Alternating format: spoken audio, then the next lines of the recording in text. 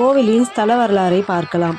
பார்வதி தேவி தன் கணவரான சிவபெருமானை மதியாமல் தன் தந்தை தட்சன் நடத்திய யாகத்துக்கு சென்று அவரால் அவமானப்படுத்தப்பட்டு தாட்சாயணி பிராண தியாகம் செய்தாள்.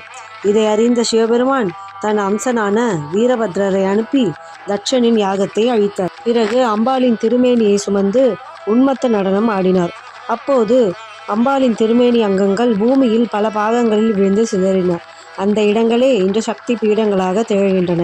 பின்னர் பூமிக்கு வந்து யோகம் மேற்கொள்ளலாம் என்று நினைத்த ஈசன் தாம் யோகம் செய்வதற்கேற்ற இடத்தை பூமியில் தேர்வு செய்வதற்காக தம் கழுத்தில் இருந்த நாகத்தை அனுப்பினார். நாகம் அடையாளம் காட்டிய 5 இடங்களில் முதலாவது தலம் காளஹஸ்தி ஆகும்.